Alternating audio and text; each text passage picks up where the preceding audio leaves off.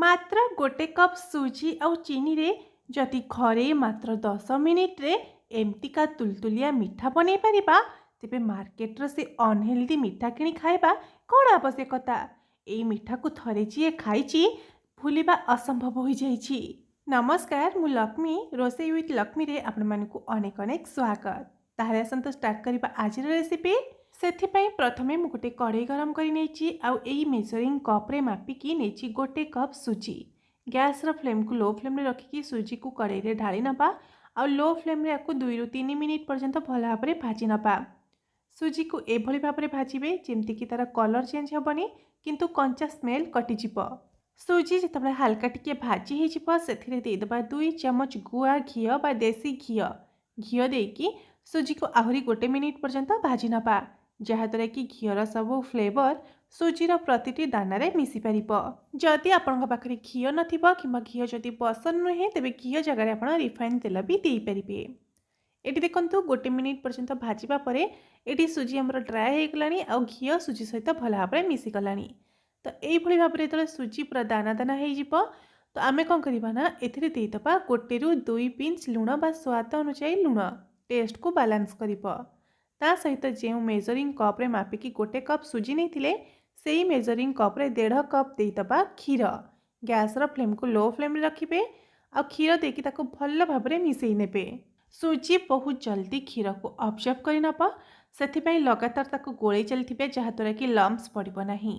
आ जदि क्षीर पसंद नुहे कि क्षीर नाही तेबे आपण क्षीर जगह रे पानी भी देई परिबे नहले अमूल पानी को भी गोळिकी देई परिबे। एटी देखंतु 2 रु 3 मिनिट पर्यंत सुजी को मिसेबा परे बा जंतिबा परे सुजी गोटे डो फॉर्म को चली आसिलानी। तो एई भली भाबरे तले सुजी डो फॉर्म को चली आसीबो कड़ेर तळ बेस रे लागिबो नाही तो आमे गैस रा फ्लेम को बंद करि नबा आउ ए डो को गोटे थाली रे बाहर करी हल्का ठंडा हवा पई छाडी दबा। टिके एमती स्प्रेड कर देले सेटा जल्दी ठंडा हे जिवो। पूरा ठंडा करिवे नाही, नख उषुम माने हाथ रे छुई हला भली उषुम रखिबे। आ तापरे सेथिरे दे दबा गोटे छोटो चम्मच घियो जहाद्वारा कि मिठारे भल साइन आसबा और फ्लेवर भी आसब। हाथ में भी टिके घियो लगे नहीं आउ उषुम थिबा अवस्था ही आपको भल भाव में चकटी नबा जहाद्वारा कौन हम ना जदि सुजी रे जंतिबा बेले लम्स रही जाइथिबो सेटा भी सेट हो जिवो आ जंतुणी भी सॉफ्ट बनिबो मिठा भी सॉफ्ट बनिबो। तो ये देखंतु याको मु चिकन करके भल भाव में चकटी नहीं तापर आम जो साइज रो मिठा बनैबा सेई साइज रो डो को हाथ रे नहीं प्रथम एमती गोल गोल करि नबा तापरे हाथ साहाଯ୍य टिके एमती फ्लैट करि नबा। तो आपण चाहिए आपण मन पसंदर सेप दे पारिबे किंतु आज मु हार्ट सेप देबी जहा कि देखिबा पई टिके भल लागिबो आउ जेउ जिंस देखिबा पई भल लागिबो ताहा त खाइबा पई निश्चिंत भाबरे आपे आपे इच्छा हेबो। तो देखंतु तळपट साइड को एमती टिके प्रेस करके मुनिया करि नेछि आ तापरे ऊपर टिके आंगुठी साहाଯ୍य एमती चेप्टा करके हार्ट सेप दे देछि। तो आपण चाहिए सिलिंडर सेप दे पारिबे नहले तो गोल सेप रखि पारिबे किंतु एटी मो हार्ट सेप देछि आउ टिके ताको लुक्स भल आसीबा पई गोटे चामच साहाଯ୍य साइड गुडाक एमती टिके कट लगे नेउछि जहाद्वारा कि सिराटा भितर को पशि पारिबो आ देखिबा पई भी भल लागिबो। तो एई सेम प्रोसेस रे आरापट साइड को मध्य चामच साहाଯ୍य टिके कट लगे नेउछि। तो एठी हमर गोटे हार्ट सेप वाला मिठा बनिकी रेडी हो जाइछि। तो ये सेम प्रोसेस रे मु आ गोटे मिठा मध्य तैयारी करके आपण मानकु देखौछि। देखंतु तळपट साइड को एमती मुनिया कला परे उपरपट भाग को एमती प्रेस करके हार्ट सेप दे दबा तापरे चामच साहाଯ୍य टिके एमती कट लगे नबा। याको बनेबा बहुत सहज।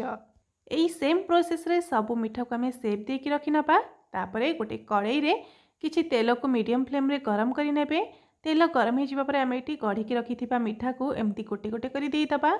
एका संगरे पैन बा कड़ाई रे जेतिकी जागा हबो सेतिकी ही देबे आ गोटे पट साइड भल भाव गोल्डन होगी छाणी जावा पर या आम ओल्टे नबा आरपट साइड को भल भाव गोल्डन करके छाणी नबा।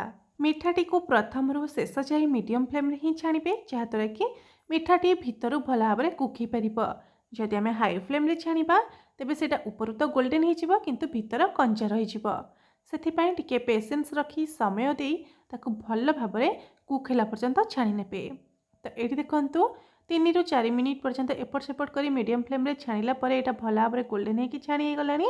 तो सब मिठा को बाहर करी प्लेट रे रखि नबा आ सेई बळका तेल रे जेतेबेले मीडियम फ्लेम रे तेल हल्का उषुम थिबो सेई तेल रे बाकी ब्याज तक माने नेक्स्ट ब्याज को हमें छाणी के रेडी करि नबा।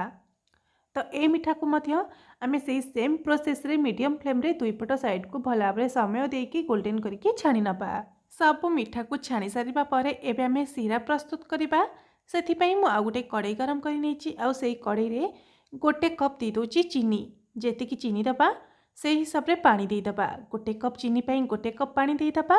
आ ता सहित भल फ्लेवर आसीबा पई गोटे गुजराती को छड़ेकी तार मंजी को सेमती गोटा ऐड करि नेछि। आ ए सब जिनस को टिके भल भाव मिसई नबा। गैस रा फ्लेम को हाई फ्लेम रे रखिकी आमे सीरा को फुटिबा पई छाड़ी दबा। ए सीरा को आमर बेसी समय फुटेबार नहीं किंबा कोनोसी भी तार वाला चिपचिपा सीरा बनिबार नहीं। गोलाप जामुन सीरा भली बनइबार अच्छी से गोटे फुटणा आसीजिबा परे आमे एठी छाणिकी रखिथिबा मिठा को एमती गोटे गोटे करि देइदबा। आ गैस रा फ्लेम को हाई फ्लेम रे रखिकी ए सब मिठा को गोटे मिनिट पर्यंत टिके फुटेई नबा। मिठाटी हाई फ्लेम रे फुटिबा द्वारा सीरा सब मिठा भितर को जाई परिबो आ मिठाटा सॉफ्ट बनिबो। तो सीरा रे दे सारिकी आमे कौन करबा ना कभर करके ही गोटे मिनिट पर्यंत फुटेइबा।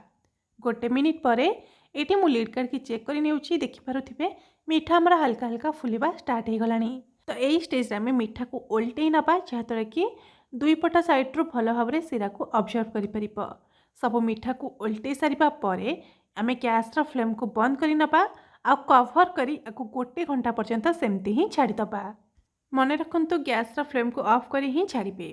तो गोटे घंटा परे मु लीड काढ़ी चेक करि नेउछि। आ देखि पारुथिबे सब मिठा गुड़ाक सीरा को ऑब्जर्व करि नेछि आ फुलिकी साइज रे डबल हो जाइछि।